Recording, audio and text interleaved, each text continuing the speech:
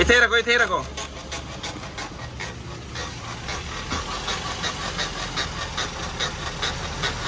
अस्सलाम वालेकुम दोस्तों, मैं राशिद महमूद बिलाल ऑटो वडोदरा से। आज हमारे पास GLI 15 मॉडल है ये, ठीक है। ये जिस टाइम ब्रेक मारते हैं ना, उस टाइम करोड़ करोड़ की आवाज़ आती है। मैं आपको आवाज़ भी सुनाता हूँ आपको, ठीक है। और एक तो आती है जिस टाइम डिस्क ब्रेक ना ख़त्म हो जाती है, डिस्क पैड ख़त्म हो जाते हैं, उस टाइम ब्रेक मारते हैं, एक तो रगड़ की आवाज़ आती है, ठीक है। लेकिन इसमें वो नहीं आ रही। इसमें जिसमें हल्का सा ब्रेक दबाओ ना, उस टाइम ना करोड़ करोड़ की आवाज़ आती है इसके अंदर। मैं आपको ये सुनाऊँगा, ये अगर आपको आवाज़ इसमें सुनाई दे रही तो।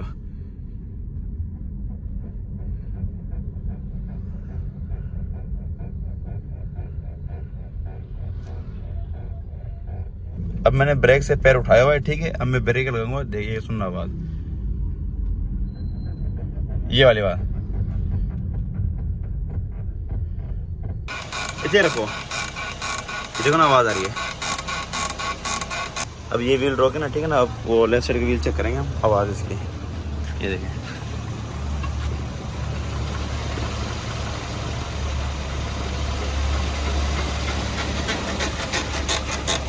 इथे रखो, इथे रखो।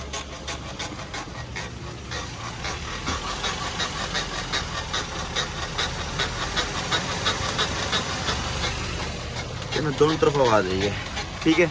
अब मैं खोल, बस रोक दो, खोल के आपको दिखाता हूँ किस चीज का मसला है ये। अच्छा दोस्तों, इसकी जो आवाज आती थी ना, वो बताओ कहाँ से आती है। वो जो आवाज थी वो 3 पिनों की, ब्रेकर पिन नहीं होती, इनकी आवाज आती है, ठीक है। जिस टाइम ग्रेब को, जिस टाइम ना ब्रेक को हम दबाते हैं, तो ये पिस्टन ना यूज करता है, जिस टाइम ना इसको पकड़ता है तवे को ना, ब्रेक मारने के लिए ना, तवे को जिस तरह ये पकड़ता है ये, और तवे की जो कंडीशन है ना वो है आउट, इसमें ये फराड है ये। तो जिस टाइम ये बिल्कुल यूँ साथ इसको पकड़ता है, तो वो साथ मतलब ना पूरी कैलिपर यूँ ही होने लग जाता है ये। जिस तरह तवा इसका ना टेढ़ा है, उस डायरेक्शन से ना ये जो चंबी है ये भी यूँ आगे पीछे होती है ये, ठीक है। तो जिस तरह ये आगे पीछे होती है, जो ये पिन है इसके अंदर, ये भी आगे पीछे यूँ वर्किंग करती है, ठीक है। वो इसलिए करड़ करड़ करड़ यूँ आवाज़ आती है ये, ठीक है दोस्तों। तो आप खोल कर हम चेक करेंगे इसका ये तवा आउट है, क्योंकि कुछ दिन पहले हमने इसको फेस भी किया था, इसको तवे को हमने समझा शायद ना ये खाली तवा आउट है, उस वजह से नहीं आवाज़ आती है ये।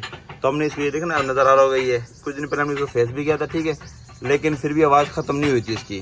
तो हमें लगता है जो अंदर जो ये कंप्लेन है ना, जो ये स्टड वाली कंप्लेन है ये, जो अब जरी जिसके ऊपर तवा खड़ता है ये, अगर वो कंप्लेन टेढ़ी हो ना, तो उसके उस हिसाब से तवा उसके ऊपर ना बैठेगा।